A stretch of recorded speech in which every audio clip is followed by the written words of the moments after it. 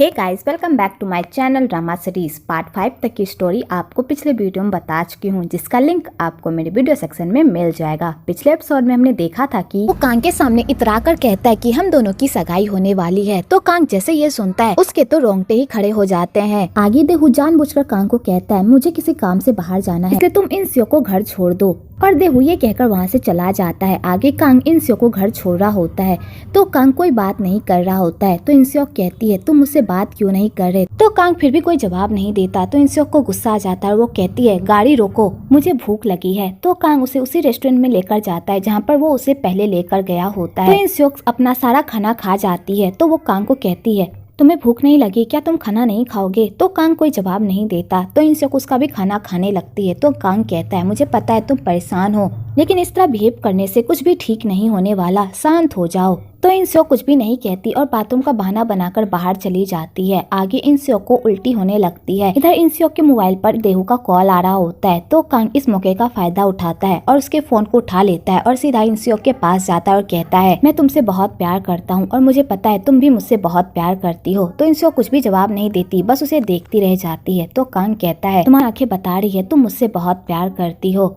और कांग इंसियो को किस करने लगता है, पर इंसियो अपना मुंह छीप लेती है। तो कांग से जबरदस्ती किस कर लेता है और ये सब देहू सुन रहा होता है। तो देहू जैसे ये सब सुनता है उसका पारा तो 7वें आसमान पर ही पहुंच जाता है और उसे बहुत ही गुस्सा आ रहा होता है उन दोनों पर।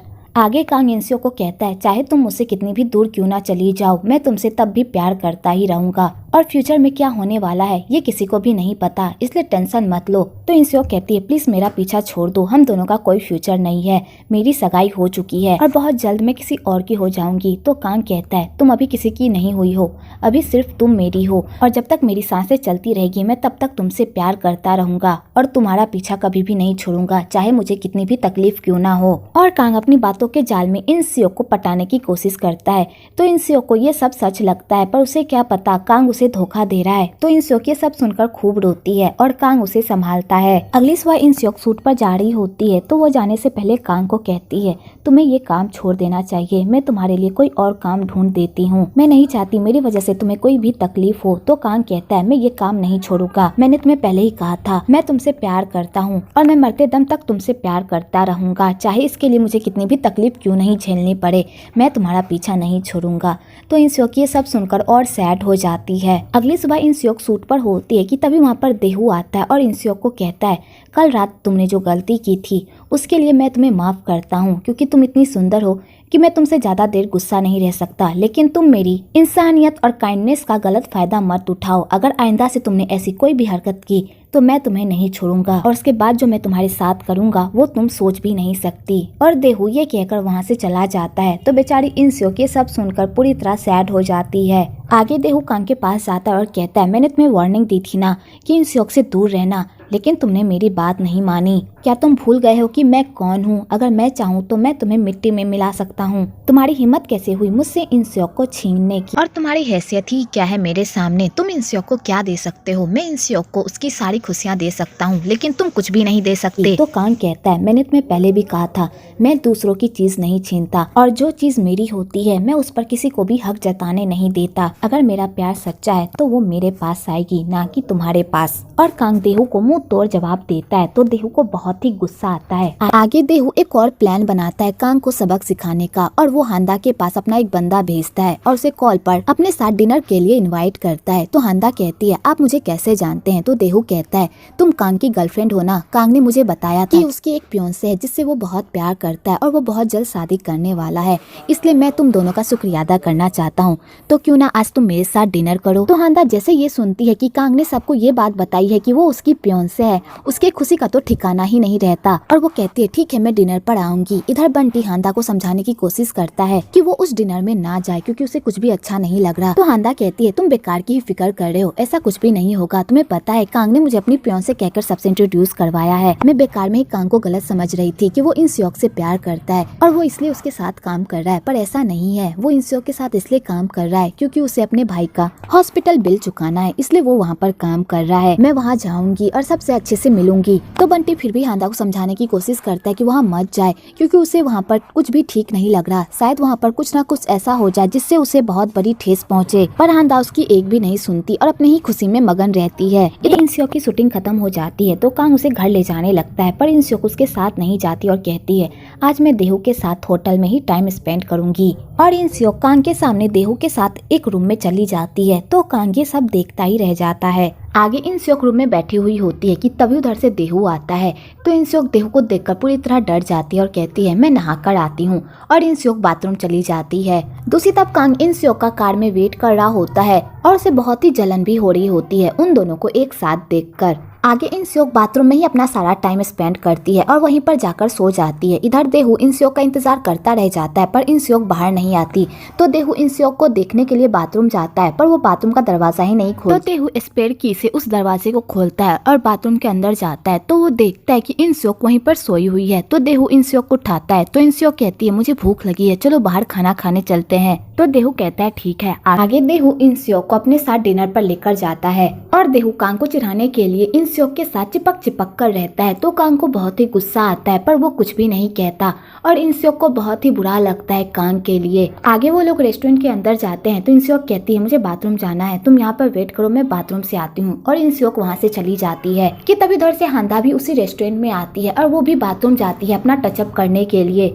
आगे कांग इंस्योक को अपने साथ बाथरूम में लेकर जाती है और इंस्योक कहती है क्या तुम्हें मुझसे नफरत नहीं हो रही? अभी अभी मैं एक इंसान के साथ एक रात बिता कर आ रही हूँ, अब तुम्हें पता चला कि मैं किस टाइप की लड़की हूँ, इसलिए प्लीज मेरा पीछा छोड़ दो, मैं तुम्हारे प्यार के लायक नहीं हूँ। कांग कहता है मुझे इससे कोई फर्क नहीं पड़ता कि तुम किसके साथ हो किसके साथ नहीं, मुझे बस इतना फर्क पड़ता है कि तुम मुझसे प्यार करती हो और मैं तुमसे प्यार करता हूँ, और मुझे इतना पता है कि तुमने उसके साथ कुछ भी नहीं किया है, इसलिए झूठी बातें फैलाना बंद करो। तुम्हें क्या लगता है कि तुम मेरे सामने ये सब प्रिटेंड करोगी तो मैं तुम्हारा पीछा छोड़ दूंगा और तुमसे प्यार करना बंद कर दूंगा? ऐसा नहीं होगा। मैंने तुम्हें पहले भी कहा था कि मेरा प्यार तुम्हारे लिए कभी भी खत्म नहीं होगा और मैं मरते दम तक सिर्फ तुमसे ही प्यार करता रहूंगा। और कहती है प्लीज ये नौकरी छोड़ दो, मैं तुम्हें इस तरह तिल तिल मरता हुआ नहीं देख सकती, मुझे बिल्कुल भी अच्छा नहीं लगता कि तुम मुझे इस तरह देखते हो, प्लीज यहाँ से चले जाओ। तो कांग कहता है मैंने तुम्हें पहले भी कहा था मैं तुम्हारा पीछा नहीं छोड़ूंगा, मैं जानता हूँ तुम मुझसे प्यार करती हो, अगर तुम मुझसे प्यार करती हो तो तुम इस रिश्ते को एक्सेप्ट क्यों नहीं कर रही, तुम क्यों उस देहू के साथ हो? तो इंस्योक उसे कुछ भी नहीं बताती और चुपचाप वहाँ से चली जाती है। इधर हांदा भी ये सब सुन लेती है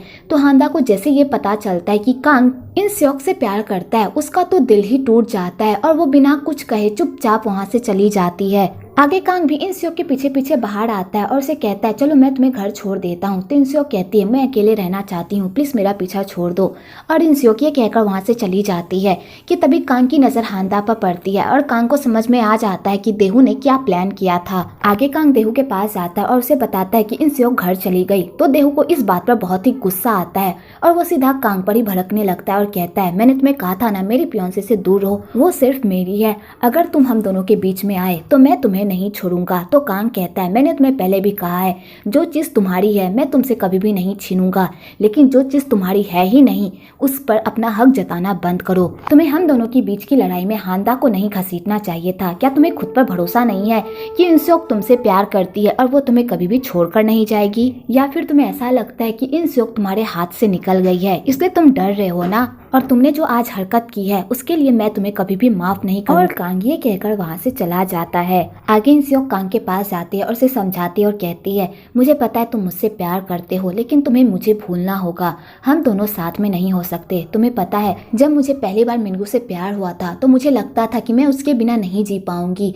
अगर वो मेरी लाइफ से चला गया तो मैं मर जाऊंगी, लेकिन ऐसा कुछ भी नहीं हुआ, वो मेरी लाइफ से चला गया लेकिन तब भी मैं जिंदा थी, अच्छे से खा पी रही थी, देखो मुझे दोबारा भी प्यार हो गया। उसी तरह जिंदगी हमारे हिसाब से नहीं चलती, तुम्हें मुझे भूलना होगा, अगर तुम मुझे भूल जाओगे तो तुम्हारी लाइफ में कोई और आएगी जिसके साथ तुम अपनी लाइफ की शुरुआत कर पाओगे। कल मेरी सगाई हो रही है इसलिए मैं तुम्हें समझा रही हूँ, प्लीज मेरा पीछा छोड़ दो। और इंस्योक कांग से ब्रेकअप करके वहाँ से चली जाती है और बेचारी घर जाकर खूब रोती है। दूसरी तरफ कांग अपने भाई से मिलने के लिए जाता है और उसे बताता है कि वो अपने बदले के बहुत ही करीब है, वो बहुत जल्द इंस्योक को वही चोट देगा जो इंस्योक ने उसे दिया था, बस वो थोड़ा सा धैर्य और रखे, जल्दी इंस्योक को उसके पापों की सजा मिलने वाली है। तो बेचारा मिंगू ये सब सुनकर बहुत ही अंदर से रोता है क्योंकि उसे पता होता है कि इंस्योक ने कभी भी उसे धोखा नहीं दिया। इंस्योक उससे बहुत प्यार करती थी, पर वो ये बात अपने भाई को कैसे बताए, वो जो इंस्योक के साथ कर रहा है। इंस्योक वो सब डिजर्व नहीं करती। अगले दिन सगाई का दिन आ जाता है तो इंस्योक आखिरी बार कांग को देखने के लिए जाती है। तो कांग उसे देख लेता है और कहता है, मुझे भी पता है तुम ये सगाई करना नहीं चाहती,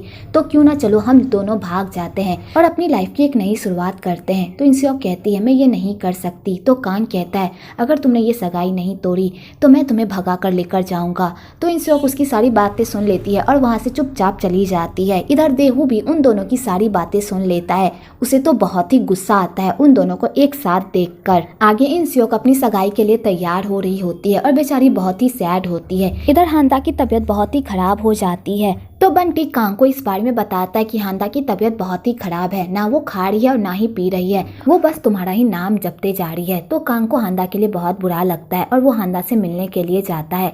तो हांदा उससे अच्छे से बात नहीं करती और उसे इग्नोर करती है, पर कांग उसका साथ नहीं छोड़ता और कहता है, प्लीज थोड़ी देर और रुक जाओ, मैं जल्द ही अपना सारा काम खत्म करके तुम्हारे पास वापस आ जाऊंगा। कि तभी कांग को एक कॉल आता है इंस्योक के बारे में। तो कांग जाने लगता है तो हांदा उसका हाथ पकड़ लेती है और जाने ही नहीं देती। तो कांग कहता है, मुझे पता है मेरी वजह से तुम बहुत ही तकलीफ, लेकिन प्लीज आज मुझे जाने दो, मैं बहुत जल्द तुम्हारे पास वापस आ जाऊंगा, प्लीज आज मुझे जाने दो।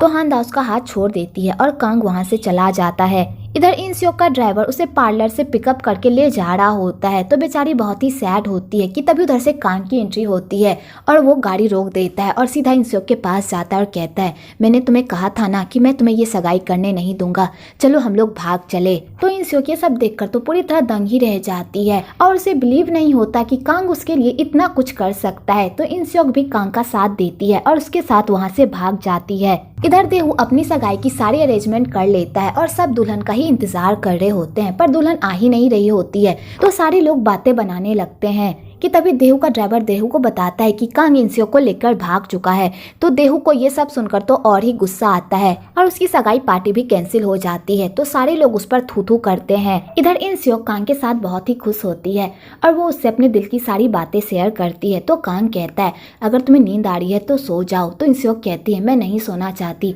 अगर इसके बाद मेरे साथ कुछ हो भी गया तो भी मुझे किसी बात का पछतावा नहीं होगा और ना ही मुझे इस डिसीजन का पछतावा होगा। तो कांग जैसे ये सुनता है कि उसे किसी भी बात का पछतावा नहीं है, उसे तो बहुत ही गुस्सा आता है और वो गाड़ी रोक देता है। तो इंस्योक भी कार से उतरती है और कहती है, तुम्हें क्या हुआ, तुमने कार क्यों रोक दी? तो कांग उसके किसी भी बात का जवाब नहीं देता और उसे बीच सड़क पर ही छोड़कर कार लेकर चला जाता है। बेचारी इंस्योक ये सब देखती ही रह जाती है कि आखिरकार कांग ने उसके साथ ऐसा क्यों किया और कांग पलटकर भी इंस्योक को पीछे नहीं देखता। तो इंस्योक कांग की ऐसी हरकत देखकर तो पूरी तरह शॉक्ड हो जाती है और उसे समझ में नहीं आता कि आखिरकार उसने ऐसी क्या गलती कर दी जो कांग उसे बीच रास्ते ही छोड़कर चला गया।